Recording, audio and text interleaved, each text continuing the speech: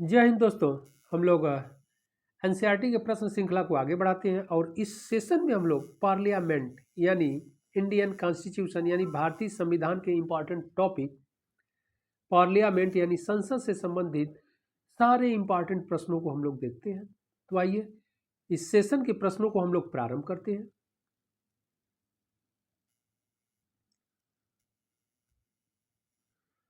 इस सेशन का first question है यानी प्रश्न संख्या 1 कह रहा है भारतीय संविधान में संसदीय शासन व्यवस्था किस देश से ली गई है।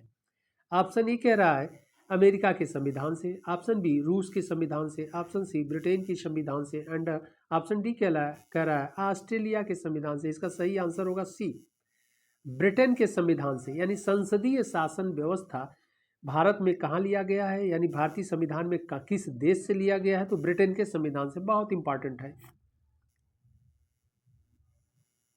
एक्सप्लेन को भी हम लोग देख लेते हैं, बड़ा नॉलेजेबल है। भारतीय संविधान में संसदीय शासन व्यवस्था ब्रिटेन के संविधान से ली गई है। संसदीय शासन का उद्भव ब्रिटेन में हुआ, इसलिए ब्रिटेन की संसद को संसद की माँ यानी मदर ऑफ ऑल पार्लियामेंट्स कहते हैं। ओके, तो इस बात को भी ध्यान रखिएगा, कभी भी आपसे एग्जाम में पूछा जा सकता है। तो उसका आंसर यानी संसद की माँ किस देश की पार्लियामेंट को कहते हैं, तो ब्रिटेन की संसद को संसद की माँ यानी मदर ऑफ ऑल पार्लियामेंट्स कहते हैं।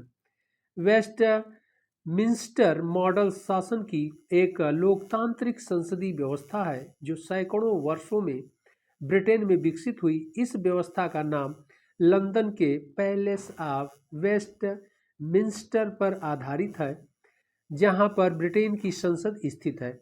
इसलिए वेस्ट मिंस्टर का अर्थ है कि सरकार का स्वरूप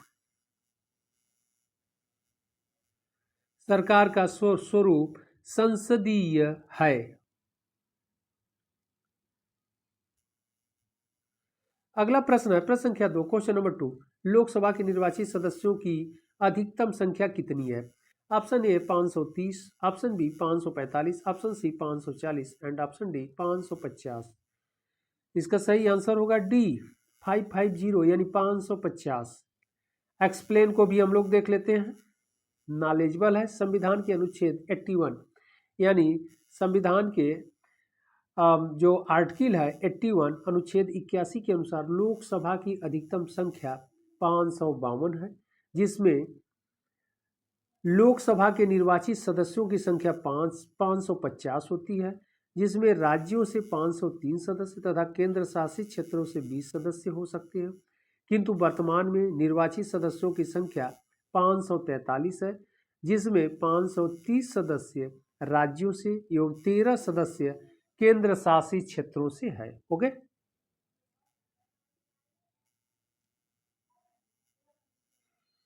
अगला प्रश्न प्रश्न क्या 3 क्वेश्चन नंबर 3, राज्यसभा के सदस्यों का कार्यकाल कितने वर्षों का होता है। यह भी इंपॉर्टेंट क्वेश्चन है, बार बार एग्जाम में पूछा जाता है। ऑप्शन ए 3 वर्ष, ऑप्शन बी 4 वर्ष, ऑप्शन सी 5 वर्ष एंड ऑप्शन डी 6 वर्ष। इसका सही आंसर होगा डी 6 वर्ष। एक्सप्लेन को भी देख लेते हैं हम लोग। संविधान के अनुच्छेद 83(1) के अनुसार राज्यसभा एक अस्थायी सदन है और उसका विघटन नहीं किया जा सकता है। इसके सदस्यों का कार्यकाल 6 वर्ष होता है। इसके 1/3 सदस्य प्रत्येक 2 वर्ष की समाप्ति पर सेवानिवृत्त हो जाते हैं। ओके, यानी कार्यकाल इसका 6 वर्ष होता है और इसके 1/3 सदस्य प्रत्येक 2 वर्ष की समाप्ति पर सेवानिवृत्त होते हैं। यानी एक साथ इसका कार्यकाल समाप्त नहीं होता है, जैसे कि संसद का क्या है, सॉरी संसद नहीं, आप लोकसभा कहिए। लोकसभा का कार्यकाल 5 वर्ष, 5 वर्ष के बाद वह उसका कार्यकाल समाप्त हो जाता है और पुनः निर्वाचन सदस्यों का होता है और फिर 5 वर्षों के लिए लोकसभा चलती है। ओके, लेकिन राज्यसभा जो है कंटिन्यू चलती है और इनके सदस्यों का कार्यकाल 6 वर्ष होता है और 1/3 सदस्य प्रत्येक 2 वर्षों की समाप्ति पर सेवानिवृत्त होते हैं और उतने ही सदस्य 1/3 सदस्य सेवानिवृत्त होते हैं और जितने सेवानिवृत्त होते हैं उतने सदस्यों का पुनः चयन होता है। ओके, या निर्वाचित होते हैं। अगला प्रश्न, प्रश्न संख्या 4, क्वेश्चन नंबर 4, राज्यसभा का गठन किस वर्ष हुआ? बहुत ही इंपॉर्टेंट क्वेश्चन है। ऑप्शन ए करा 1950 में, ऑप्शन बी 1951 में, ऑप्शन सी 1952 में एंड ऑप्शन डी 1953 में। इसका सही आंसर होगा सी 1952 में। एक्सप्लेन को भी हम लोग देख लेते हैं। राज्यसभा का गठन वर्ष 1952 में हुआ। इसका प्रथम सत्र 13 मई 1952 को प्रारंभ हुआ। वर्ष 1954 तक राज्यसभा को राज्य परिषद के नाम से जाना जाता था। राज्यसभा में अधिकतम 250 सदस्य हो सकते हैं, लेकिन वर्तमान में इसमें 245 सदस्य हैं। ओके, राज्यसभा में अधिकतम कितने सदस्य हो सकते हैं? 250, लेकिन वर्तमान में 245 सदस्य हैं। अगला प्रश्न है प्रश्न संख्या 5। ओके, कह रहा है लोकसभा के अध्यक्ष के वेतन और भत्ते कौन निर्धारित करता है? यह भी प्रश्न इंपॉर्टेंट है। लोकसभा के अध्यक्ष के वेतन और भत्ते कौन निर्धारित करता है? ऑप्शन ए कह रहा है राष्ट्रपति, ऑप्शन बी वेतन आयोग, ऑप्शन बी है, ऑप्शन सी है, बी दोनों हो गया है, ऑप्शन सी है मंत्रिमंडल एंड ऑप्शन डी है पार्लियामेंट यानी संसद। इसका सही आंसर होगा डी पार्लियामेंट। ओके, एक्सप्लेन को भी हम लोग देख लेते हैं, तो फिर आपको समझाता हूं मैं। संविधान के अनुच्छेद 97 के अनुसार यानी आर्टिकल 97 के अनुसार राज्यसभा के सभापति और उपसभापति तथा लोकसभा के अध्यक्ष एवं उपाध्यक्ष के वेतन और भत्ते को संसद विधि द्वारा समय समय पर निर्धारित करती है। इसका उल्लेख संविधान के दूसरी अनुसूची यानी सेकंड शेड्यूल में किया गया है। तो कौन है जो राज्यसभा के सभापति और उपसभापति, लोकसभा के अध्यक्ष और उपाध्यक्ष के वेतन भत्ते को संसद विधि द्वारा कौन बनाता है? विधि, उसी के अनुसार इन लोगों को सैलरी मिलती है यानी वेतन मिलता है संसद यानी पार्लियामेंट, ध्यान रखना है।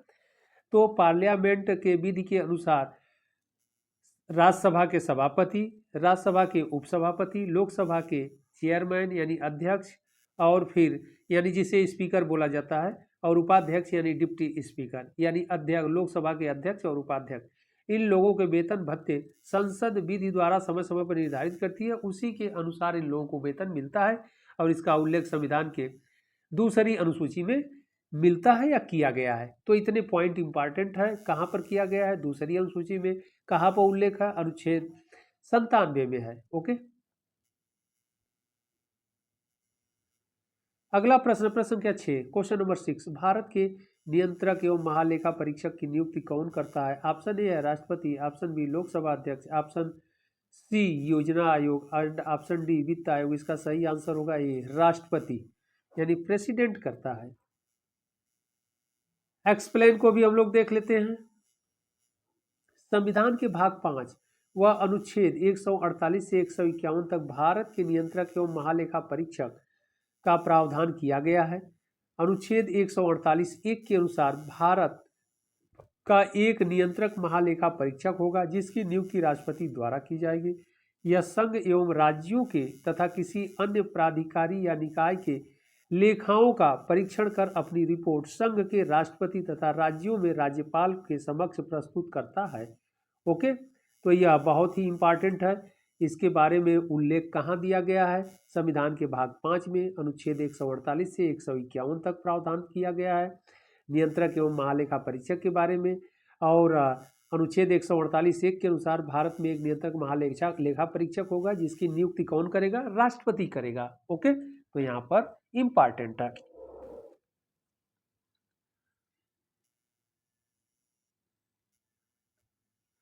अगला प्रश्न, प्रश्न के साथ क्वेश्चन नंबर 7, भारत के नियंत्रक महालेखा परीक्षक की रिपोर्ट की समीक्षा करने वाली संसदीय समिति है।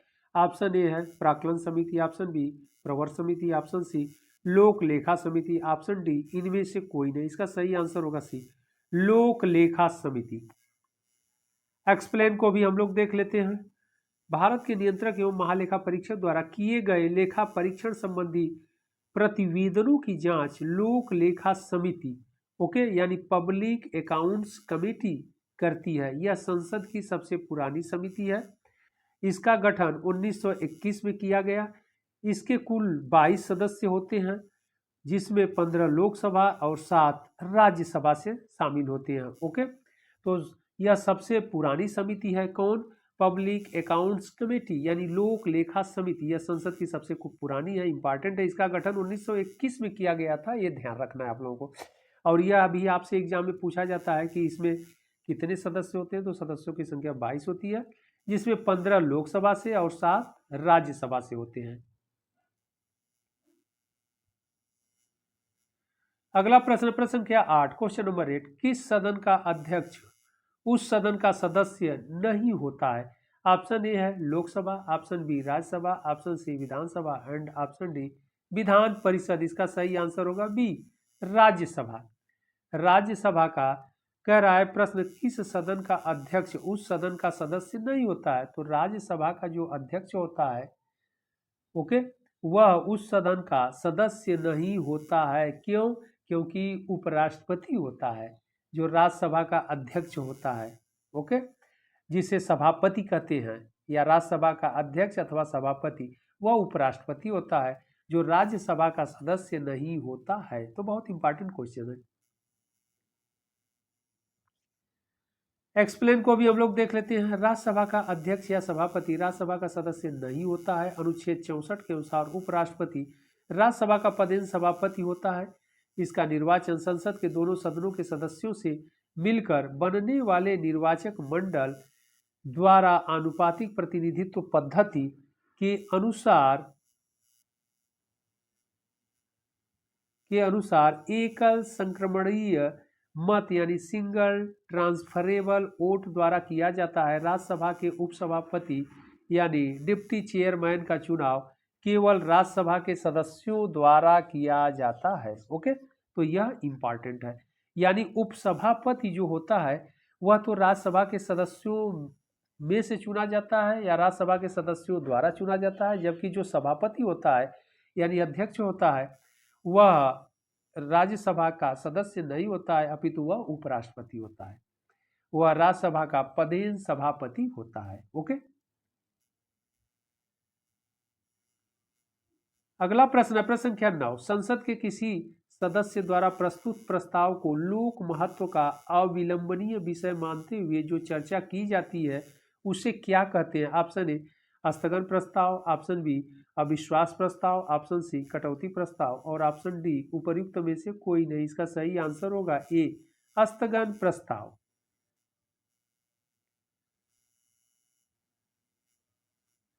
एक्सप्लेन को भी हम लोग देख लेते हैं। स्थगन प्रस्ताव प्रस्तुत करने का मूल उद्देश्य लोक महत्व के अविलंबनीय विषयों पर संसद के किसी सदस्य द्वारा किसी भी सदन में लाया जा सकता है, किंतु इस प्रस्ताव को कम से कम 50 सदस्यों की सहमति तथा अध्यक्ष की अनुमति से ही लाया जा सकता है, जिसके तहत सदन की नियमित कार्यवाही को स्थगित करने पर चर्चा कराई जाती है। इस प्रस्ताव पर कम से कम 2.5 घंटे तक चर्चा होना आवश्यक है। ओके, तो यह स्थगन प्रस्ताव भी इंपॉर्टेंट है एग्जाम के दृष्टिकोण से। अगला प्रश्न प्रश्न संख्या 10, क्वेश्चन नंबर 10, मंत्रिपरिषद में शामिल नहीं है। ऑप्शन ए कैबिनेट मंत्री, ऑप्शन बी राज्य मंत्री, ऑप्शन सी कैबिनेट सचिव, ऑप्शन डी स्वतंत्र प्रभार मंत्री। ओके, इसका सही आंसर होगा सी कैबिनेट सचिव। सचिव जो होता है वह IAS रैंक का होता है। ओके, इसलिए यह शामिल नहीं होगा। जबकि कैबिनेट मंत्री जो संसद सदस्य होते हैं उनमें से होते हैं, राज्य मंत्री भी उन्हीं में से होते हैं, स्वतंत्र प्रभार मंत्री भी उन्हीं में से होते हैं, जबकि कैबिनेट सचिव जो है IAS रैंक का अधिकारी होता है, या IAS अधिकारी जो सीनियर मोस्ट सीनियर होते हैं वही इस पद पर नियुक्त होते हैं। ओके, तो यह मंत्रिपरिषद में शामिल नहीं, तो कैबिनेट सचिव मंत्रिपरिषद में शामिल नहीं होता है, यानी काउंसिल ऑफ मिनिस्टर में शामिल नहीं होता है। एक्सप्लेन को भी हम लोग देख लेते हैं। मंत्रिपरिषद काउंसिल ऑफ मिनिस्टर्स में प्रधानमंत्री, कैबिनेट मंत्री, राज्य मंत्री स्वतंत्र प्रभार तथा उप मंत्री शामिल होते हैं। अनुच्छेद 70 यानी आर्टिकल 75(1) यानी अनुच्छेद 75(1) के अनुसार मंत्रिपरिषद में मंत्रियों की कुल संख्या प्रधानमंत्री सहित लोकसभा के कुल सदस्य संख्या का 15% से अधिक नहीं होगी। इसे 91 यानी 91वें संविधान संशोधन 2003 के द्वारा जोड़ा गया है। ओके, अगला प्रश्न है प्रश्न संख्या 11, निम्न में से कौन सा संसद से संबंधित नहीं है? ऑप्शन ए है आहूत करना, ऑप्शन बी सत्रावसान करना, ऑप्शन सी विघटन करना, ऑप्शन डी बर्खास्त करना। इसका सही आंसर होगा डी, बर्खास्त करना नहीं है, संसद से संबंधित नहीं शब्दावली है। ओके, एक्सप्लेन को भी हम लोग देख लेते हैं, क्या कह रहा है। बर्खास्त करना भारत की संसदीय शब्दावली से संबंधित नहीं है।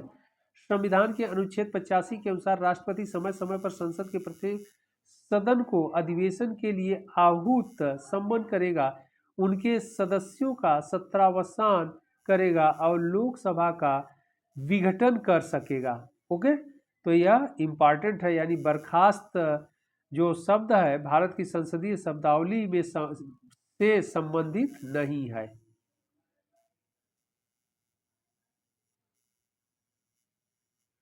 अगला प्रश्न प्रश्न संख्या 12, लोकसभा में किसी विधेयक को धन विधेयक के रूप में कौन प्रमाणित करता है? ऑप्शन ए राष्ट्रपति, ऑप्शन बी वित्त मंत्री, ऑप्शन सी प्रधानमंत्री एंड ऑप्शन डी लोकसभा अध्यक्ष। इसका सही आंसर होगा डी, लोकसभा अध्यक्ष। एक्सप्लेन भी हम लोग देख लेते हैं। कोई विधेयक धन विधेयक यानी मनी बिल्स है या नहीं है, इसका निर्णय लोकसभा अध्यक्ष द्वारा किया जाता है। ओके, उसका विनिश्चय अंतिम होगा, यानी कोई विधेयक यानी मनी बिल है कि नहीं है, इस पर अंतिम डिसीजन लोकसभा अध्यक्ष का होगा, या डिसीजन लोकसभा अध्यक्ष का होता है, अंतिम होता है और वही मान्य भी होता है। अनुच्छेद 117(1) के अनुसार धन विधेयक राष्ट्रपति की अनुशंसा से केवल लोकसभा में ही प्रस्तावित किया जाएगा। धन विधेयक का उल्लेख संविधान के अनुच्छेद 110 में किया गया है। इसके अनुसार कोई विधेयक धन विधेयक है यदि उसमें निम्नलिखित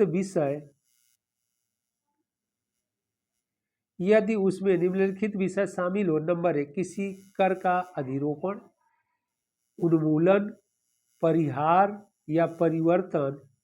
ओके, और नंबर 2 कर रहा है भारत सरकार द्वारा धन उधार लेने या कोई प्रत्याभूति देने, और कह रहा है भारत की संचित निधि तथा आकस्मिकता निधि पर किसी व्यय को भारित करना आदि। तो इतने चीज धन विधेयक के अंतर्गत होते हैं। नंबर 1 के किसी कर को इम्पोज करना यानी अधिरोपण लगाना, उन्मूलन करना यानी लोप करना, समापन करना, ओके, या परिहार या परिवर्तन करना, ये कर के अंतर्गत आता है धन विधेयक के अंतर्गत। सेकंड कर रहा है भारत सरकार द्वारा धन उधार लेने, अगर भारत सरकार धन उधार लेती है विश्व बैंक से या किसी देश से, या कोई प्रत्याभूति देना, भारत की संचित निधि तथा आकस्मिक निधि पर किसी व्यय को भारित करना आदि। ओके, अगला प्रश्न प्रश्न संख्या 13, प्राक्कलन समिति संसद के किस सदन के सदस्यों से गठित की जाती है? ऑप्शन ही करा है राज्यसभा के सदस्यों से, ऑप्शन बी लोकसभा के सदस्यों से, ऑप्शन सी दोनों सदनों के सदस्यों से, ऑप्शन डी उपरोक्त में से कोई नहीं। इसका सही आंसर है बी, लोकसभा के सदस्यों से। ओके, एक्सप्लेन को भी हम लोग देख लेते हैं। प्राक्कलन समिति यानी एस्टीमेट कमेटी एक अस्थाई एवं सबसे बड़ी संसदीय समिति है जिसमें 30 सदस्य होते हैं। इस समिति के सभी सदस्य लोकसभा से चुने जाते हैं, यह इम्पॉर्टेंसी है इसकी। प्राक्कलन समिति में 30 सदस्य होते हैं, 30 सदस्य लोकसभा से चुने जाते हैं तथा इसका अध्यक्ष इन्हीं सदस्यों में से लोकसभा अध्यक्ष के द्वारा नियुक्त किया जाता है। यह समिति सरकार द्वारा प्रस्तुत बजट का गहन परीक्षण करती है तथा आवश्यक उपचारात्मक, आर्थिक उपाय एवं प्रशासनिक सुधारों से संबंधित सुझाव देती है। ओके, तो यह एक अस्थाई एवं सबसे बड़ी यानी प्राक्कलन समिति अस्थाई समिति होती है, सबसे बड़ी समिति होती है। इसमें कुल 30 सदस्य होते हैं और 30 सदस्य लोकसभा के सदस्य होते हैं। 30 जो सदस्य हैं वह लोकसभा से चुने जाते हैं। ओके, और इसका अध्यक्ष कौन होता है? इसी सदस्यों में से लोकसभा अध्यक्ष के द्वारा नियुक्त किया जाता है। ओके, अगला प्रश्न है प्रश्न संख्या 14, संसद के किसी सदन में मुख्य विपक्षी दल की मान्यता प्राप्त करने के लिए उस दल के कितने सदस्य होने चाहिए? यह भी प्रश्न इंपॉर्टेंट है एग्जाम के दृष्टिकोण से। ऑप्शन ए कह रहा है सदन की कुल सदस्य संख्या का 2/3, ऑप्शन बी सदन की कुल सदस्य संख्या का 1/3, ऑप्शन सी सदन की कुल सदस्य संख्या का 1/6वां भाग। ऑप्शन डी कह रहा सदन की कुल सदस्य संख्या का 1/10वां भाग। इसका सही आंसर होगा डी। सदन की कुल सदस्य संख्या का 1/10वां भाग ओके होना चाहिए। एक्सप्लेन को भी हम लोग देख लेते हैं। लोकतंत्र में विपक्ष की भूमिका भी उतनी ही महत्वपूर्ण होती है जितनी कि सत्ता पक्ष यानी रूलिंग पार्टी की होती है। संसद के दोनों सदनों में विपक्षी दल होता है, अपोजिशन पार्टी होती है। विपक्ष का दर्जा उस पार्टी या दल को दिया जाता है जिसकी सदस्य संख्या उस सदन के 1/10वां भाग के बराबर होना चाहिए। लोकसभा में 55 सदस्य और राज्यसभा में 25 सदस्य होना आवश्यक है। तो यह भी कंडीशन है, यहाँ पर ध्यान रखना है, कभी एग्जाम में पूछा जा सकता है। कह रहा है विपक्षी दल यानी विपक्ष का दर्जा उस पार्टी या दल को दिया जाता है जिसकी सदस्य संख्या उस सदन के 1/10वां भाग के बराबर होना चाहिए। यानी 1/10वां भाग होती है। लोकसभा में इसके कुल 55 सदस्य होने चाहिए ओके 1/10वां का मतलब सदस्य, और राज्यसभा में 25 सदस्य होना चाहिए, आवश्यक है। अगला प्रश्न संख्या 15। अनुच्छेद 108 के अंतर्गत लोकसभा और राज्यसभा की संयुक्त बैठक आहूत की जाती है। ऑप्शन ए राष्ट्रपति द्वारा, ऑप्शन बी लोकसभा स्पीकर द्वारा, ऑप्शन सी प्रधानमंत्री द्वारा, ऑप्शन सी राज्यसभा के अध्यक्ष द्वारा। इसका सही आंसर होगा ए राष्ट्रपति द्वारा।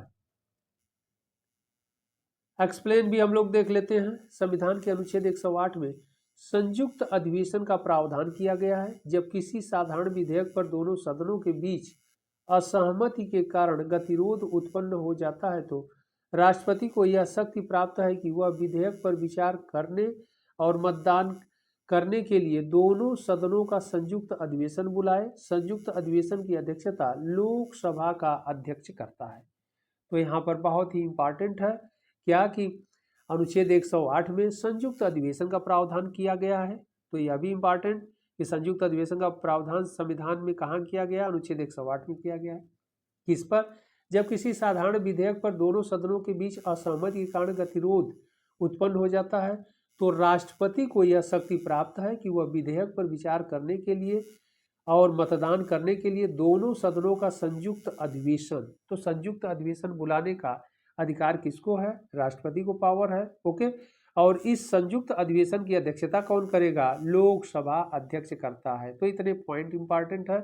अनुच्छेद 108 में संयुक्त अधिवेशन बुलाने का प्रावधान किया गया है। कौन बुलाएगा? राष्ट्रपति बुलाएंगे। और दोनों सदनों का संयुक्त अधिवेशन जब होगा तो उसकी अध्यक्षता कौन करेंगे? लोकसभा का अध्यक्ष करेगा। ये 3 प्रश्न आपके लिए एग्जाम में इंपॉर्टेंट है। अगला प्रश्न संख्या 16। संसद की लोक लेखा समिति का अध्यक्ष नियुक्त किया जाता है। ऑप्शन ए है लोकसभा अध्यक्ष द्वारा, ऑप्शन बी भारत के प्रधानमंत्री द्वारा, ऑप्शन सी भारत के राष्ट्रपति द्वारा, ऑप्शन डी राज्यसभा अध्यक्ष द्वारा। इसका सही आंसर होगा ए लोकसभा अध्यक्ष द्वारा ओके। एक्सप्लेन को भी हम लोग देख लेते हैं। संसद की लोक लेखा समिति पब्लिक अकाउंट्स कमेटी के अध्यक्ष की नियुक्ति लोकसभा अध्यक्ष द्वारा किया जाता है। वर्ष 1967 से यह परंपरा रही है कि इस समिति का अध्यक्ष विपक्षी दल के किसी सदस्य को नियुक्त किया जाता है। लोक लेखा समिति को कभी कभी प्राक्कलन समिति यानी एस्टीमेट कमेटी की जुड़वा बहन भी कहा जाता है क्योंकि इस समिति के कार्य एक दूसरे के पूरक होते हैं ओके। आगे कह रहा है प्राक्कलन समिति सार्वजनिक व्यय के अनुमानों के संबंध में कार्य करती है और लोक लेखा समिति सरकार के व्यय के लिए सदन द्वारा प्रदान की गई राशियों का विनियोग दर्शाने वाले लेखाओं की जांच करती है जिसका उद्देश्य यह सुनिश्चित करना होता है कि धन उसी मद में खर्च हुआ है जिसके लिए प्रदान किया गया था ओके। अगला प्रश्न संख्या 17। संसदीय सरकार की एक प्रमुख विशेषता है। यह भी प्रश्न बहुत ही इंपॉर्टेंट है। ऑप्शन ए है कार्यपालिका का निश्चित कार्यकाल होता है, ऑप्शन बी कार्यपालिका लोगों के प्रति उत्तरदायी होती है, ऑप्शन सी कार्यपालिका विधानमंडल से अलग होती है, ऑप्शन डी संसद के प्रति मंत्रिपरिषद सामूहिक रूप से उत्तरदायी होती है। इसका सही आंसर डी होगा। संसद के प्रति मंत्रिपरिषद सामूहिक रूप से उत्तरदायी होती है। ओके, एक्सप्लेन को भी हम लोग देख लेते हैं। सरकार की संसदीय व्यवस्था को कार्यपालिका और विधायिका के संबंधों के आधार पर संसदीय और अध्यक्षीय व्यवस्था में विभाजित किया जा सकता है। भारत में संसदीय शासन व्यवस्था इंग्लैंड के वेस्ट मिंस्टर मॉडल पर आधारित है। भारत का राष्ट्रपति इंग्लैंड के राजा के समान कार्यपालिका का नाम मात्र का अध्यक्ष होता है। वास्तविक कार्यपालिका शक्ति निर्वाचित प्रतिनिधियों से गठित मंत्रिपरिषद में निहित होती है। ओके, मंत्रिपरिषद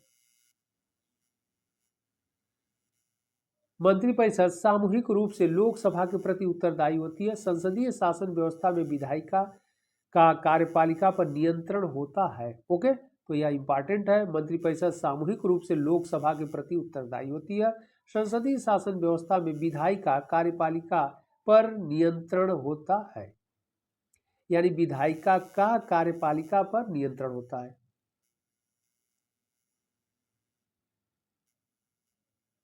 अगला प्रश्न संख्या 18 कह रहा है राज्यसभा का उपसभापति किसे चुना जाता है। ऑप्शन ए कह रहा है किसी भी व्यक्ति जो राज्यसभा का सदस्य चुने जाने का पात्र हो। ऑप्शन बी कह रहा है किसी भी व्यक्ति को जो उस समय राज्यसभा का सदस्य हो। ऑप्शन सी कह रहा है संसद के किसी भी सदस्य को। ऑप्शन डी कह रहा है राष्ट्रपति द्वारा राज्यसभा में मनोनीत व्यक्ति को। तो यहाँ पर जो सही आंसर होगा वो बी होगा, ध्यान रखना है। किसी भी व्यक्ति को जो उस समय राज्यसभा का सदस्य हो। तो जो राज्यसभा का सदस्य होगा उसी में से उपसभापति चुना जाएगा, यानी उन्हीं सदस्यों में से राज्यसभा का उपसभापति चुना जाता है। ओके, प्रश्न यही कर रहा है कि राज्यसभा का उपसभापति किसे चुना जाता है। तो किसी भी व्यक्ति को जो राज्यसभा का सदस्य है या उस समय राज्यसभा का सदस्य है या हो। एक्सप्लेन भी हम लोग देख लेते हैं। संविधान के अनुच्छेद आर्टिकल 89(2) के अनुसार, यानी 89(2) के अनुसार राज्यसभा यथाशीघ्र अपने किसी सदस्य को उपसभापति यानी डिप्टी चेयरमैन चुनेगी। जब उपसभापति का पद रिक्त हो तो राज्यसभा किसी अन्य सदस्य को उपसभापति चुनती है। ओके, या चुनेगी। अगला प्रश्न संख्या 19 केंद्रीय विधानमंडल का अध्यक्ष बनने वाले पहले भारतीय कौन थे। यह भी प्रश्न इंपॉर्टेंट है। Option A Sachchidanand Sinha. Option B GV Mavalankar. Option C Vitthal bhai Patel. Option D doctor Rajendra Prasad. इसका सही आंसर होगा सी, विट्ठल भाई पटेल। एक्सप्लेन को भी हम लोग देख लेते हैं। केंद्रीय विधानमंडल का गठन 1921 ईस्वी में हुआ। 1925 ईस्वी में विट्ठल भाई पटेल इसके प्रथम भारतीय अध्यक्ष निर्वाचित हुए थे, जबकि इसके प्रथम अध्यक्ष वर्ष 1921 में फ्रेडरिक वाइट थे, यानी फ्रेडरिक वाइट को चुना गया था। 1921 में जब विधानमंडल का गठन हुआ तो इसके प्रथम अध्यक्ष यानी 1921 में जो इसके अध्यक्ष थे उनका नाम अंग्रेज थे, फ्रेडरिक वाइट थे। ओके, और 1925 में विट्ठल भाई पटेल यानी यह प्रथम भारतीय थे जो इसके अध्यक्ष निर्वाचित हुए थे। अगला प्रश्न संख्या 20 क्वेश्चन नंबर 20 यदि संसद किसी विशिष्ट उद्देश्य के लिए कोई समिति नियुक्ति करे तो उसे कहते हैं। ऑप्शन ए कह रहा है स्टैंडिंग समिति। ऑप्शन बी तदर्थ समिति। ऑप्शन सी संयुक्त समिति एंड ऑप्शन डी अस्थायी समिति। इसका सही आंसर होगा बी, तदर्थ समिति। ओके, तदर्थ से तात्पर्य है एड हॉक। एक्सप्लेन को भी हम लोग देख लेते हैं। संसद द्वारा किसी विशिष्ट उद्देश्य के लिए जो समिति गठित की जाती है उसे अस्थायी या तदर्थ समिति एड हॉक कमेटी कहते हैं। ये समितियां दो प्रकार की होती हैं।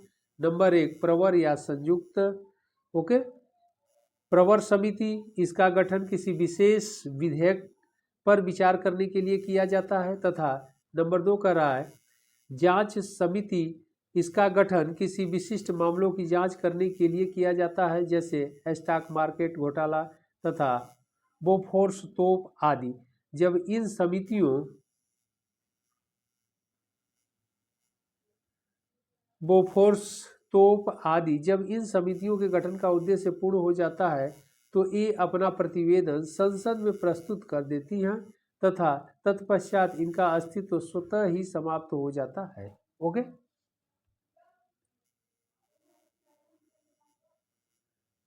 अगला प्रश्न, प्रश्न संख्या 21, क्वेश्चन नंबर 21, निम्न में से कौन सा प्रस्ताव संघीय बजट से संबंधित है? ऑप्शन ए है स्थगन प्रस्ताव, ऑप्शन बी निंदा प्रस्ताव, ऑप्शन सी कटौती प्रस्ताव, ऑप्शन डी उपयुक्त में से कोई नहीं।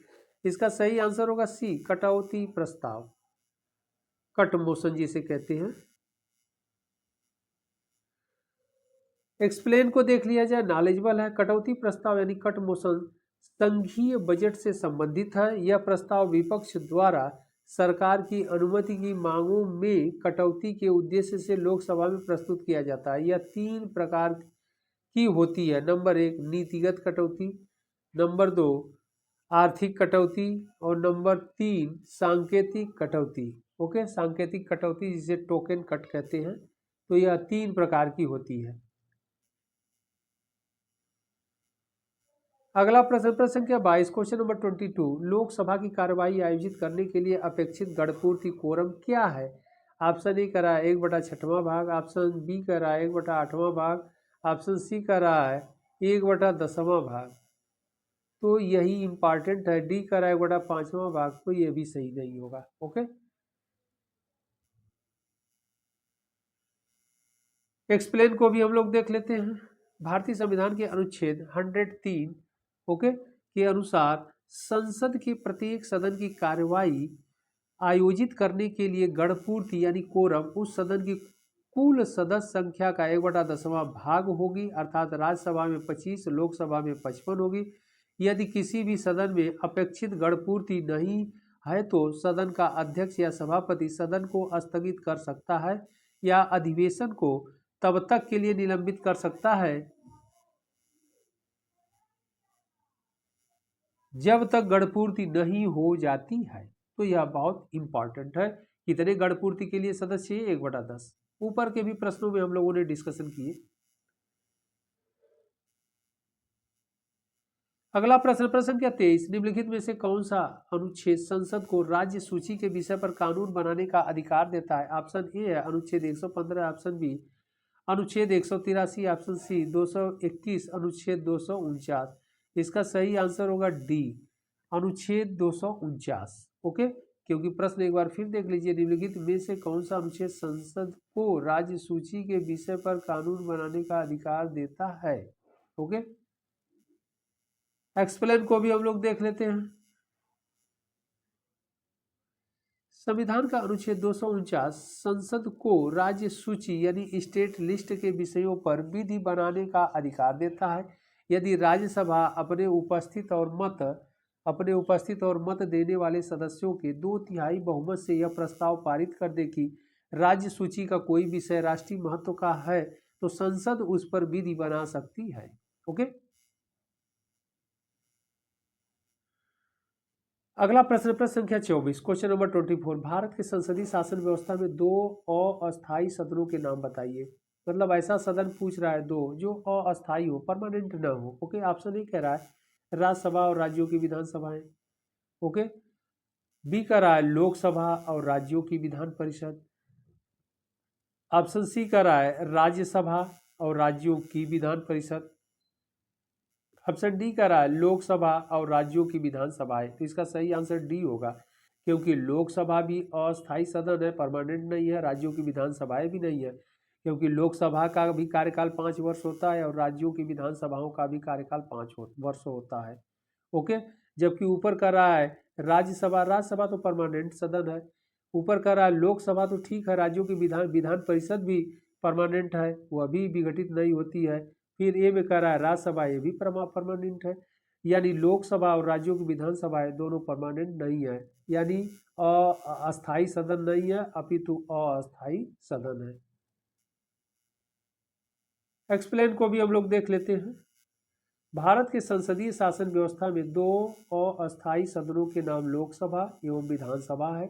भारत में संसदीय शासन व्यवस्था ब्रिटेन से ली गई है तथा यह केंद्र एवं राज्य दोनों पर समान रूप से लागू होती है। मंत्रिपरिषद केंद्र में लोकसभा के एवं राज्यों में विधानसभा के प्रति सामूहिक रूप से उत्तरदायी होती है। इन दोनों सदनों का कार्यकाल इनकी प्रथम बैठक की तारीख से 5 वर्ष तक होता है। ओके, तो इन दोनों सदनों का कार्यकाल 5 वर्ष तक होता है। ऊपर हम लोगों ने देख भी लिया। 5 वर्ष की अवधि की समाप्ति होते ही लोकसभा एवं विधानसभा को भंग कर दिया जाता है, जबकि राज्यसभा एवं विधान परिषद अस्थायी सदन है, यानी परमानेंट हाउस है। ओके,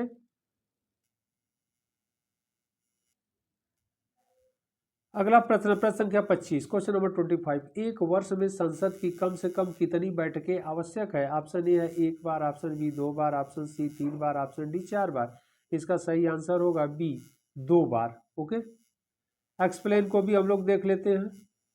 नॉलेजेबल है। संविधान के अनुच्छेद 85 के अनुसार राष्ट्रपति संसद के दोनों सदनों को अधिवेशन के लिए आहूति करेगा, किंतु उनके एक सत्र की अंतिम बैठक तथा अगले सत्र की प्रथम बैठक के बीच 6 माह से अधिक का अंतराल नहीं होना चाहिए। अर्थात एक वर्ष में कम से कम 2 सत्रों का आयोजन किया जाना आवश्यक है। तो एक वर्ष कह रहा है, एक वर्ष में कितने सत्रों का आयोजन होगा? कम से कम 2 सत्र का आयोजन तो किया ही जाएगा। ओके, भारत की संसदीय परंपरा में एक वर्ष में सामान्यतः 3 सत्रों का आयोजन किया जाता है, जो निम्नवत है।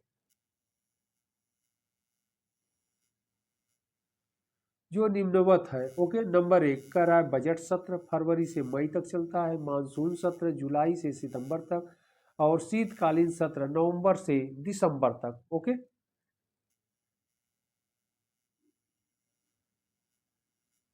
अगला प्रश्न, प्रश्न संख्या 26, क्वेश्चन नंबर 26। भारत में किसकी स्वीकृति के बिना कोई भी सरकारी व्यय नहीं किया जा सकता? ऑप्शन ए है संसद, ऑप्शन बी प्रधानमंत्री, ऑप्शन सी राष्ट्रपति एंड ऑप्शन डी उच्चतम न्यायालय। इसका सही आंसर ये होगा संसद। ओके,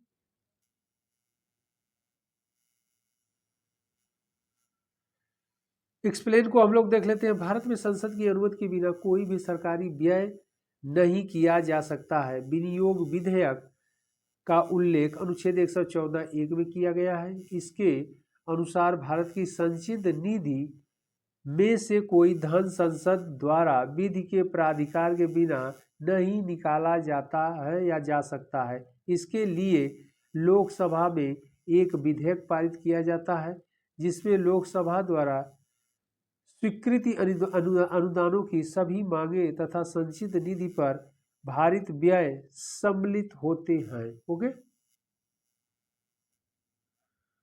अगला प्रश्न, प्रश्न संख्या 27, क्वेश्चन नंबर 27। करों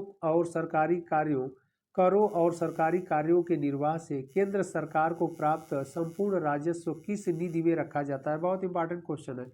ऑप्शन ए भारत की आकस्मिक निधि, ऑप्शन बी लोक लेखा निधि, ऑप्शन सी भारत की संचित निधि, और ऑप्शन डी का रहा है निक्षेप और अग्रिम निधि। इसका सही आंसर होगा सी भारत की संचित निधि। ओके, एक्सप्लेन को भी हम लोग देख लेते हैं। भारत की संचित निधि का उल्लेख संविधान के अनुच्छेद 266 के अंतर्गत किया गया है। आकस्मिकता निधि एवं राज्यों के लिए धन के आवंटन के अतिरिक्त भारत सरकार का राजस्व या उसके द्वारा लिए गए करों आदि से जो भी धन प्राप्त होगा, उससे एक संचित निधि बनेगी, जिसमें भारत की संचित निधि के नाम से जिसे भारत की संचित निधि के नाम से जाना जाएगा। विधि के प्राधिकार के बिना संचित निधि से कोई धन नहीं निकाला जा सकता है। ओके, यानी कह रहा है कि विधि के प्राधिकार के बिना, यानी बिना विधि के संचित निधि से कोई धन या धन निकाला नहीं जा सकता है। तो यह बहुत इंपॉर्टेंट है। अगला प्रश्न है प्रश्न संख्या 28, क्वेश्चन नंबर 28। कह रहा है निम्नलिखित में से कौन सा एक कथन सत्य है? ऑप्शन ए धन विधेयक राज्यसभा में प्रस्तावित किया जाता है, एक गलत है। धन विधेयक राज्यसभा में प्रस्तावित नहीं किया जाता है। ओके, लेकिन यहाँ कह रहा है राज्यसभा में प्रस्तावित किया जाता है, तो यह सही नहीं होगा, सत्य कथन कर रहा है। धन विधेयक संसद के दोनों सदनों में से किसी में भी प्रस्तावित किया जाता, ये भी नहीं होगा। दोनों सदनों में से किसी में भी प्रस्तावित किया जा सकता है, यह भी नहीं होगा, केवल लोकसभा में होता है। सी कह रहा है धन विधेयक लोकसभा में प्रस्तावित नहीं किया जा सकता, किया जा सकता तो यह भी नहीं होगा। डी कह रहा है धन विधेयक केवल लोकसभा में प्रस्तावित किया जाए, यही सही होगा। धन विधेयक केवल लोकसभा में प्रस्तावित किया जाता है, राज्यसभा में नहीं किया जाता है। ओके, इंपॉर्टेंट क्वेश्चन है। एक्सप्लेन को भी हम लोग देख लेते हैं। संविधान के अनुच्छेद 109(1) के अनुसार धन विधेयक यानी मनी बिल राज्यसभा में प्रस्तावित नहीं किया जा सकता है। धन विधेयक राष्ट्रपति की पूर्व अनुमति के पश्चात ही केवल लोकसभा में प्रस्तावित किया जा सकता है। लोकसभा द्वारा धन विधेयक को पारित करने के पश्चात राज्यसभा को उसकी सिफारिशों के लिए भेजा जाता है। राज्यसभा विधेयक की प्राप्ति की तारीख से 14 दिन की अवधि के अंदर अपनी सिफारिशों सहित यदि कोई हो तो लोकसभा को लौटा देता है। ओके, लोकसभा को लौटा देती है। लोकसभा राज्यसभा की किसी एक या सभी सिफारिशों को स्वीकार या अस्वीकार कर सकती है।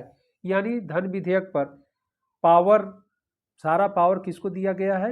लोकसभा को दिया गया है। इस बात को ध्यान रखना है।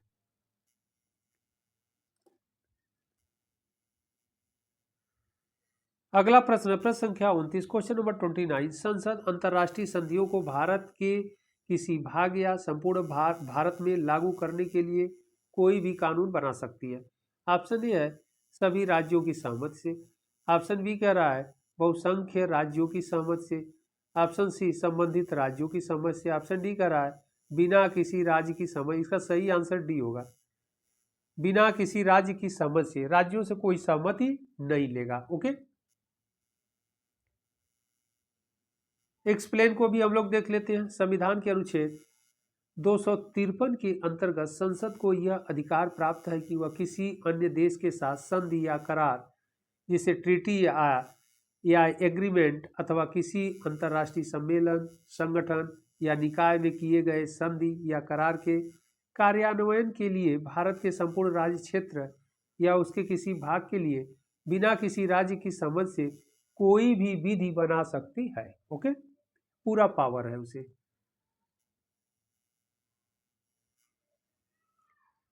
अगला प्रश्न, प्रश्न संख्या 30, कह रहा है संसदीय व्यवस्था में शून्यकाल किस देश की देन है? ऑप्शन ए भारत की, ऑप्शन बी अमेरिका की, ऑप्शन सी ब्रिटेन की, ऑप्शन डी स्विट्जरलैंड की। इसका सही आंसर होगा ये भारत की। बहुत इंपॉर्टेंट क्वेश्चन है। एक्सप्लेन को भी हम लोग देख लेते हैं। संसद के दोनों सदनों में प्रश्नकाल के ठीक बाद 12 बजे से प्रारंभ होने के कारण इसे शून्यकाल यानी 0 आवर के नाम से जाना जाता है। इसमें कोई संसद सदस्य बिना किसी पूर्व सूचना के लोक महत्व का कोई भी प्रश्न उठा सकता है। शून्यकाल को वर्ष 1962 में भारतीय संसदीय प्रक्रिया में सम्मिलित किया गया। तो शून्यकाल को कब से प्रारंभ किया गया है? 1962 से प्रारंभ किया गया है। तो यह बहुत इंपॉर्टेंट है। और शून्यकाल कब होता है? प्रश्नकाल के ठीक बाद 12 बजे से प्रारंभ होने के कारण इसे शून्यकाल कहा जाता है। अगला प्रश्न, प्रश्न संख्या 31, क्वेश्चन नंबर 31, निम्नलिखित में से कौन सा एक व्यय भारत की संचित निधि पर भारित नहीं होता है? यह भी इंपॉर्टेंट क्वेश्चन है। ऑप्शन ए कह रहा है भारत के मुख्य न्यायाधीश के वेतन भत्ते। ऑप्शन बी भारत के नियंत्रक एवं महालेखा परीक्षक के वेतन और भत्ते। ऑप्शन सी भारत के प्रधानमंत्री के वेतन और भत्ते। ऑप्शन डी कह रहा है संघ लोक सेवा आयोग के अध्यक्ष के वेतन और भत्ते। ओके, इसका सही आंसर क्या होगा? सी होगा, भारत के प्रधानमंत्री के वेतन और भत्ते भारत की संचित निधि पर भारित नहीं होता है। और सबका होता है, मुख्य न्यायाधीश के वेतन भत्ते होते हैं, भारत के नियंत्रक एवं महालेखा परीक्षक का भी होता है, और डी जो कह रहा है संघ लोक सेवा आयोग के अध्यक्ष के वेतन और भत्ते भी होते हैं, लेकिन प्रधानमंत्री के नहीं होते हैं। ओके, आइए एक्सप्लेन देख लेते हैं, नहीं तो हम समझाते हैं। बहुत इंपॉर्टेंट क्वेश्चन है। संविधान के अनुच्छेद 112(3) के अनुसार भारत की संचित निधि पर भारित व्यय होगा राष्ट्रपति, राज्यसभा के सभापति और उपसभापति तथा लोकसभा के अध्यक्ष एवं उपाध्यक्ष, उच्चतम न्यायालय के न्यायाधीश तथा भारत के नियंत्रक एवं महालेखा परीक्षक के वेतन भत्ते, जबकि भारत के प्रधानमंत्री के वेतन एवं भत्ते संसद विधि द्वारा निर्धारित करती है। तो ये बात ध्यान रखना है कि प्रधानमंत्री के वेतन और भत्ते संसद कानून बना करके निर्धारित करती है, इसलिए संचित निधि पर भारित नहीं होता है। ओके,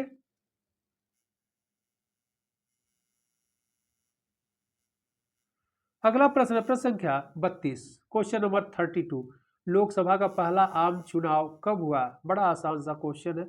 ऑप्शन ए है 1949 में, ऑप्शन बी 1952 में, ऑप्शन सी 1950 में, ऑप्शन डी 1954 में। इसका सही आंसर होगा बी 1952 में। ओके, एक्सप्लेन को भी हम लोग देख लेते हैं। लोकसभा का प्रथम आम चुनाव यानी फर्स्ट जनरल इलेक्शन 25 अक्टूबर 1951 से 21 फरवरी 1952 तक लगभग 4 माह तक चला था। इसमें 489 स्थानों के लिए चुनाव हुए।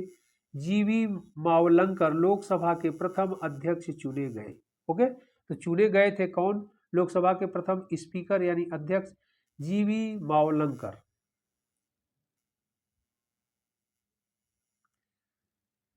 अगला प्रश्न है प्रश्न संख्या 33, प्रोटेम स्पीकर सामान्यतः किसे नियुक्त किया जाता है? ऑप्शन ए पिछली लोकसभा के अध्यक्ष को, ऑप्शन बी कह रहा है पिछली लोकसभा के उपाध्यक्ष को, ऑप्शन सी नवनिर्वाचित लोकसभा के वरिष्ठतम सदस्यों में से किसी एक को, ऑप्शन डी कह रहा है पिछली लोकसभा के विपक्ष के नेता को। तो इसका सही आंसर सी होगा। ओके, नवनिर्वाचित लोकसभा के वरिष्ठतम सदस्यों में से किसी एक को चुना जाता है। ओके, एक्सप्लेन देख लेते हैं हम लोग। कह रहा है प्रोटेम स्पीकर सामान्यतः नवनिर्वाचित लोकसभा के वरिष्ठतम सदस्यों में से ही किसी एक को राष्ट्रपति द्वारा नियुक्त किया जाता है।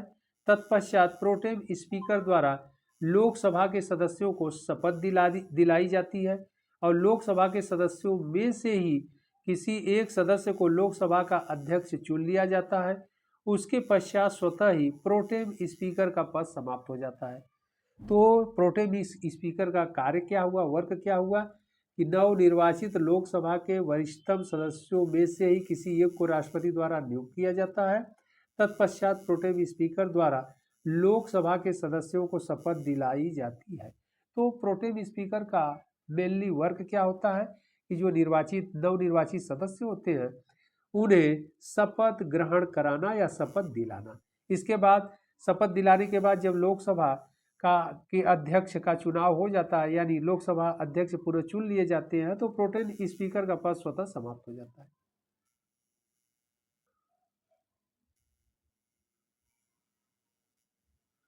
अगला प्रश्न, प्रश्न संख्या 34, क्वेश्चन नंबर 34, संसद सदस्य बनने हेतु न्यूनतम उम्र क्या है? ऑप्शन ए 18 वर्ष, ऑप्शन बी 21 वर्ष, ऑप्शन सी 25 वर्ष, ऑप्शन डी 30 वर्ष। अब संसद सदस्य बनने होती न्यूनतम उम्र, तो इसका सही आंसर 25 होगा, क्योंकि यहाँ पर ध्यान रखना है कि संसद में 2 सदन होते हैं, एक लोकसभा होता है। ओके, तो लोकसभा के लिए 25 वर्ष है और राज्यसभा होता है जो उच्च सदन होता है उसके लिए 30 वर्ष निर्धारित किया गया है। ओके, तो राज्यसभा के लिए 30 वर्ष, लोकसभा के लिए 25 वर्ष। लेकिन यहाँ कह रहा संसद सदस्य बनने होती न्यूनतम उम्र क्या है, तो इसीलिए इसमें 25 वर्ष जो ऑप्शन है इसी को चुनना है। एक्सप्लेन को भी हम लोग देख लेते हैं, शायद दिया होगा। भारतीय संविधान के अनुच्छेद 84 ख के अनुसार किसी व्यक्ति को संसद का सदस्य बनने के लिए न्यूनतम 25 वर्ष की आयु का होना अनिवार्य है यदि वह संसद के निम्न सदन या लोकसभा का सदस्य बनता है। राज्यसभा या उच्च सदन का सदस्य बनने के लिए उस व्यक्ति को कम से कम 30 वर्ष का होना अनिवार्य है, जो हम लोगों ने ऊपर ही डिस्कशन कर लिया। Okay,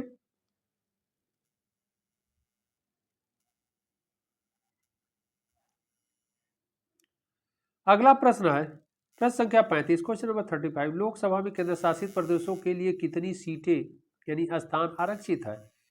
option A 20, option B 25, option C 30, option D कह रहा है कोई सीट आरक्षित नहीं है। इसका सही आंसर होगा ए 20। एक्सप्लेन को भी हम लोग देख लेते हैं, नॉलेजेबल है। लोकसभा में केंद्र शासित प्रदेशों के लिए 20 सीटें आरक्षित है, जिसमें से जम्मू कश्मीर के लिए 5 सीटें, लद्दाख के लिए 1, पुडुचेरी के लिए 1, दिल्ली के लिए 7, चंडीगढ़ के लिए 1, लक्षद्वीप के लिए 1, अंडमान और निकोबार द्वीप के लिए 1 सीट, दादरा और नगर हवेली दमन और दीव के लिए 2 सीट निर्धारित है। ओके, इस प्रकार टोटल मिल करके कितना हो गया? 20।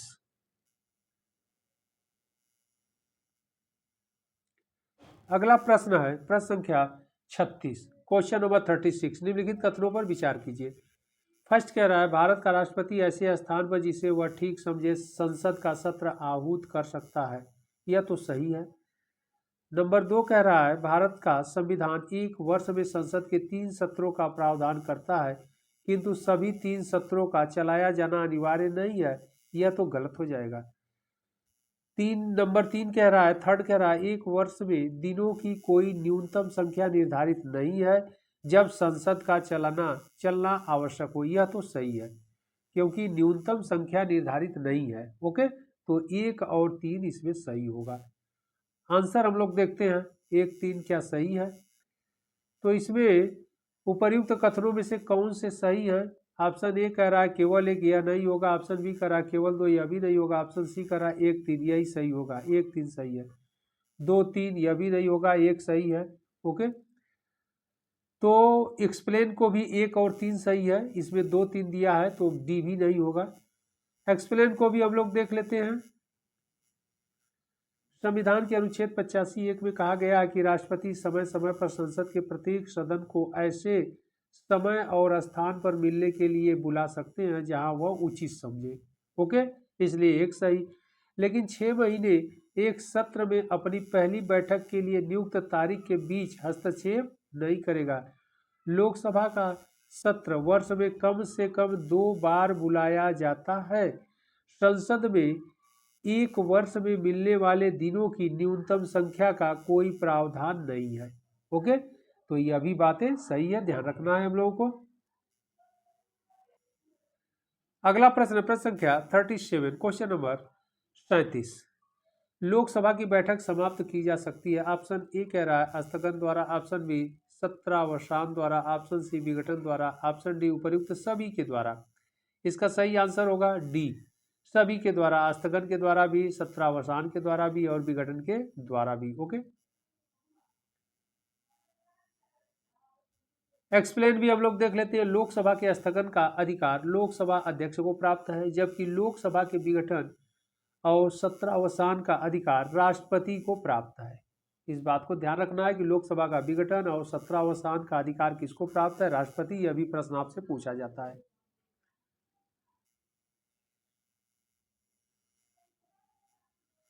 अगला प्रश्न संख्या 38, क्वेश्चन नंबर 38। किस लोकसभा का कार्यकाल 6 वर्ष का था? ऑप्शन ए है 5वीं लोकसभा। ऑप्शन बी 7वीं लोकसभा। ऑप्शन सी 9वीं लोकसभा एंड ऑप्शन डी 11वीं लोकसभा। इसका सही आंसर ये होगा 5वीं लोकसभा का। ओके, एक्सप्लेन को भी हम लोग देख लेते हैं।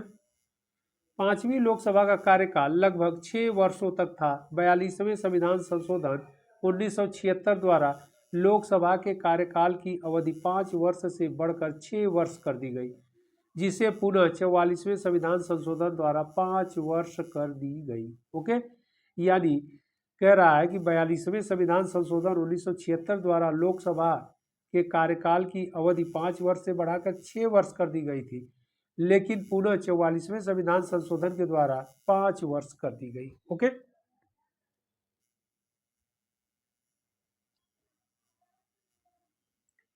अगला प्रश्न संख्या 39, क्वेश्चन नंबर 39। प्रथम स्पीकर जिसके विरुद्ध लोकसभा में अविश्वास का प्रस्ताव लाया गया था। ऑप्शन ए कह रहा है वी.आर. जॉकड़। ऑप्शन बी कह रहा है GV. Mavalankar. Option C Hukum Singh and option D कह रहा है के.एस. हेगड़े। इसका सही आंसर होगा B, GV. Mavalankar. Okay, explain को भी हम लोग देख लेते हैं। 15 दिसंबर 1954 को लोकसभा के प्रथम अध्यक्ष जी.वी. मावलंकर के विरुद्ध आचार्य जी.बी. कृपलानी सहित विपक्ष के 21 अन्य लोकसभा सदस्यों ने अविश्वास प्रस्ताव प्रस्तुत किया था, परंतु 18 दिसंबर 1954 को यह प्रस्ताव निरस्त कर दिया गया था। ओके, अगला प्रश्न संख्या 40। लोकसभा की प्रथम महिला अध्यक्ष कौन थी? यह भी इंपॉर्टेंट है। ऑप्शन ए कह रहा है Vijay Lakshmi Pandit. Option B Sucheta Kripalani. Option C कह रहा है Tarkeshwari Sinha and option D Meera Kumar. इसका सही आंसर होगा डी, मीरा कुमार। ओके, लोकसभा की प्रथम महिला अध्यक्ष पूछ रहा है, तो इसका सही आंसर क्या होगा, मीरा कुमार। एक्सप्लेन को भी हम लोग देख लेते हैं। लोकसभा की प्रथम महिला अध्यक्ष मीरा कुमार थी, 15वीं लोकसभा की अध्यक्ष थी। लोकसभा के वर्तमान अध्यक्ष ओम बिरला हैं। ओके,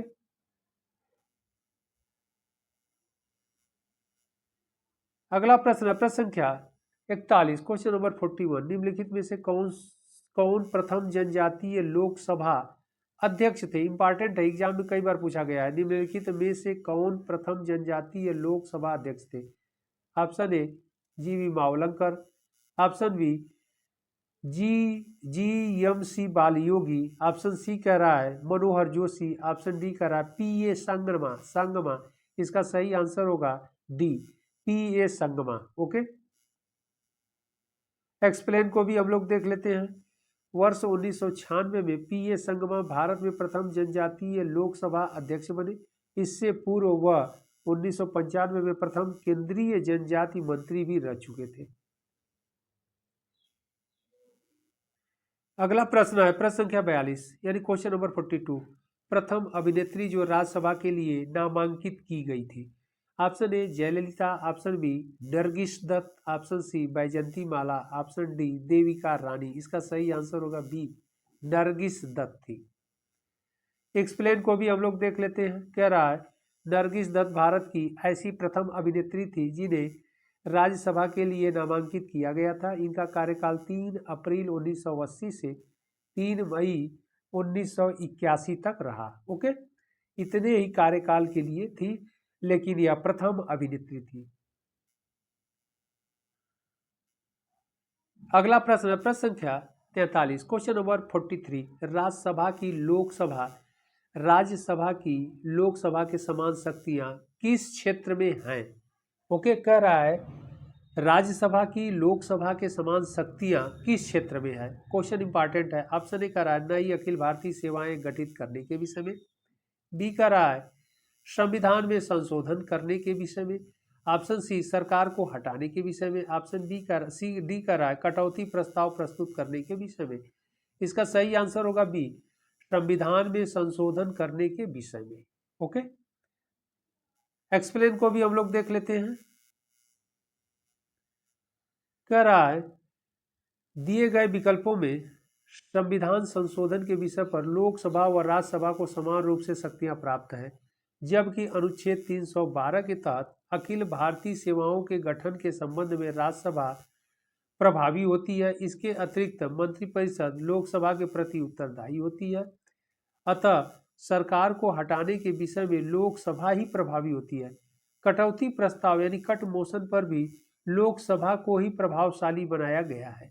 ओके, तो सिमिलरिटी क्या है? सिर्फ एक है कि संविधान संशोधन के विषय पर लोकसभा व राज्यसभा को समान रूप से शक्तियां प्राप्त है, और जबकि राज्यसभा को एक विशेष शक्ति प्राप्त है अखिल भारतीय सेवाओं के गठन के संबंधित, जबकि लोकसभा को यह शक्ति नहीं मिली हुई है।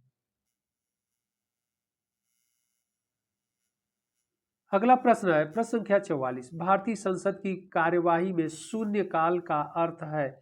ऑप्शन ए कह रहा है सत्र का प्रथम घंटा, ऑप्शन बी है जब विशेषाधिकार प्रस्ताव स्वीकृत होता है, ऑप्शन सी कह रहा है प्रश्नकाल के पूर्व का काल, ऑप्शन डी कह रहा है प्रश्नकाल के ठीक पश्चात का काल। इसका सही आंसर डी होगा, प्रश्नकाल के ठीक पश्चात का काल होता है। ओके,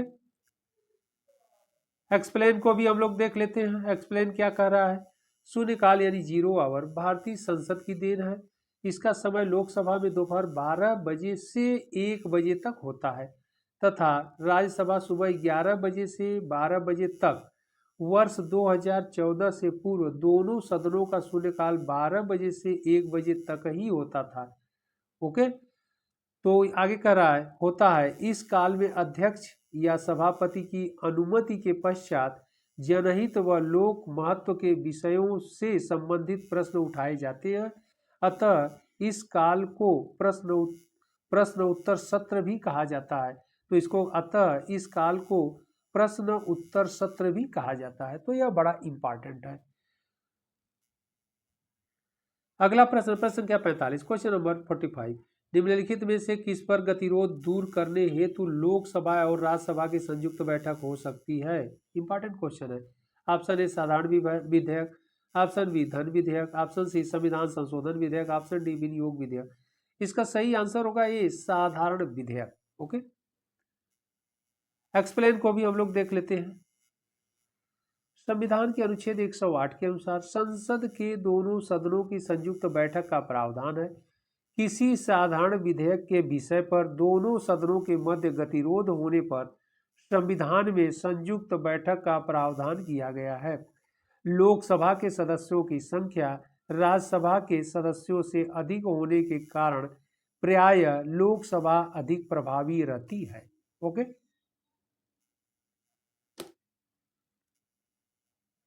अगला प्रश्न संख्या 46, क्वेश्चन नंबर 46। आकस्मिकता निधि को राष्ट्रपति कैसे व्यय कर सकते हैं? ओके, ऑप्शन ए कह रहा है राष्ट्रीय संकट के समय, ऑप्शन बी संसदीय स्वीकृति के बाद, ऑप्शन सी कह रहा है संसदीय स्वीकृति से पूर्व, ऑप्शन डी कह रहा है नहीं व्यय कर सकते हैं। इसका सही आंसर बी होगा, संसदीय स्वीकृति के बाद। आकस्मिक निधि जो होती है राष्ट्रपति कैसे व्यय करेगा? संसद के से स्वीकृति के बाद ही। ओके, तो इसका सही आंसर बी होगा। एक्सप्लेन को भी हम लोग देख लेते हैं, नॉलेजेबल है। अत्यावश्यक व आकस्मिक प्रकृति के व्ययों हेतु भारतीय संविधान के अनुच्छेद 267(1) के अंतर्गत आकस्मिकता निधि का प्रावधान किया गया है। इस पर राष्ट्रपति का नियंत्रण होता है, जिसे राष्ट्रपति संसदीय विधि द्वारा प्राधिकृत किए जाने पर उपयोग कर सकते हैं। ओके, अगला प्रश्न संख्या 47, क्वेश्चन नंबर 47। लोकसभा द्वारा पारित धन विधेयक, यहाँ धन विधेयक की बात हो रही है, राज्यसभा द्वारा भी पारित मान लिया जाएगा यदि राज्यसभा द्वारा उस पर कोई कार्यवाही नहीं की जाती है। ऑप्शन ए कह रहा है 10 दिनों तक, ऑप्शन बी 14 दिनों तक, ऑप्शन सी 15 दिनों तक एंड ऑप्शन डी 16 दिनों तक। इसका सही आंसर होगा 14 दिनों तक। अगर राज्यसभा द्वारा कोई कार्रवाई नहीं की जाती है तो उसे क्या कर लिया जाएगा? राज्यसभा द्वारा भी पारित मान लिया जाएगा यदि राज्यसभा द्वारा उस पर कोई कार्रवाई नहीं की जाती है। कितने दिनों तक? 14 दिनों तक। एक्सप्लेन को भी हम लोग देख लेते हैं। अनुच्छेद 109 के अंतर्गत किसी भी धन विधेयक को केवल लोकसभा में ही प्रस्तुत किया जा सकता है। लोकसभा इस विधेयक को विशेष बहुमत यानी उपस्थित तथा मत देने वाले सदस्यों का 213 बहुमत से पारित कर राज्यसभा में प्रेषित करती है। राज्यसभा इस विधेयक को 14 दिनों तक रोक सकती है। राज्यसभा द्वारा विधेयक 14 दिनों के भीतर वापस न करने की स्थिति में स्वतः राज्यसभा से पारित मान लिया जाता है। यानी ड्यूरेशन क्या दिया गया है? 14 दिन।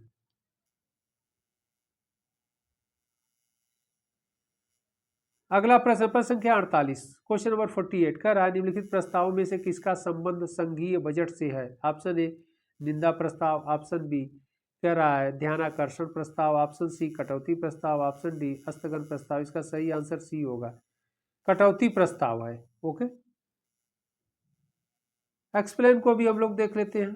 कटौती प्रस्ताव का संबंध संघीय बजट से है, जबकि निंदा प्रस्ताव, स्थगन प्रस्ताव, ध्यानाकर्षण प्रस्ताव का संबंध संसद की कार्यवाही से है। ओके,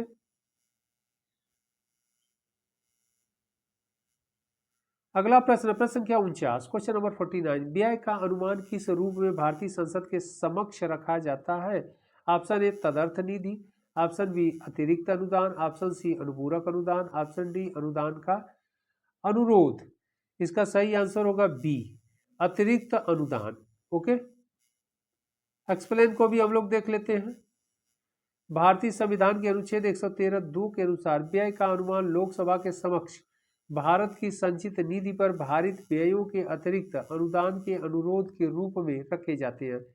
आगे कह रहा है लोकसभा को इस अनुरोध को स्वीकार करने, अस्वीकार करने या कटौती के साथ स्वीकार करने का अधिकार है। ओके, तो यह इम्पॉर्टेंट यानी नॉलेजेबल एक्सप्लेन है।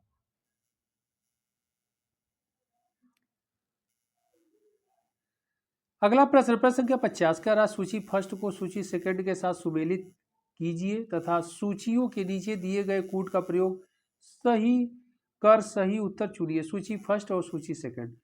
सूची फर्स्ट कह रहा है लोक लेखा समिति, बी कह रहा है याचिका समिति, सी कह रहा है स्टॉक बाजार स्कैम, डी कह रहा है विभागीय समितियां। सूची सेकंड की तरफ फर्स्ट कह रहा है तदर्थ समिति, सेकंड कह रहा है स्टैंडिंग समिति, थर्ड कह रहा है वित्तीय समिति और फोर्थ कह रहा है कार्यकारी समिति। तो इसको मैच किया जाए, देखते हैं। लोक लेखा समिति जो होता है वह वित्तीय समिति होता है, यानी ए का क्या हो जाएगा, 3 हो जाएगा, ए का 3 हो गया। इसके बाद बी कह रहा है याचिका समिति, याचिका समिति कार्यकारी होता है, यानी ये 4 कार्यकारी समिति है, 3 के बाद 4 हो गया, यानी 3 4 हो गया। सी कह रहा है स्टॉक बाजार स्कैम, स्टॉक बाजार स्कैम ये तदर्थ के अंतर्गत आएगा, समिति देखती है, यानी सी का 1 हो जाएगा। ओके, इसके बाद विभागीय समितियां, तो यह हो जाएगा 2 स्टैंडिंग समिति। ओके, तो इसका सही आंसर क्या होगा, 3 4 1 2। तो 3 4 1 2 को हम लोग देखते हैं कि सही किसमें है। 3 4 1 2 किसमें है, आंसर में हम लोग देखते हैं। ए का रहा है 1 4 3 2, यह तो नहीं होगा। बी का रहा है 2 3 4 1, यह भी नहीं होगा। सी का रहा है 3 4 1 2, यही सही होगा। ओके, सी सही होगा क्योंकि 3 4 1 2 दे रहा है। डी का रहा है 4 2 1 3, यह भी नहीं होगा। ओके, इसका सही आंसर क्या होगा, सी होगा।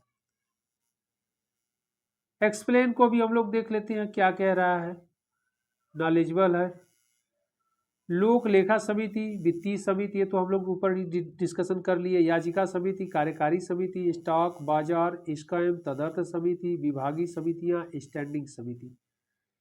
इधर क्या कह रहा है, लोक लेखा समिति में 22 सदस्य होते हैं, जिनमें से 15 सदस्य लोकसभा एवं 7 सदस्य राज्यसभा से होते हैं। ओके, तो यह इस सेशन के एनसीईआरटी श्रृंखला के, यानी इस सेशन के सारे इंपॉर्टेंट क्वेश्चन थे जो संसद से रिलेट थे, यानी पार्लियामेंट से रिलेट सारे इंपॉर्टेंट क्वेश्चन थे। आप लोग इन प्रश्नों को अच्छे से देखिएगा, फिर हम लोग इंपॉर्टेंट प्रश्नों की श्रृंखला के साथ मिलते हैं अगले सेशन में।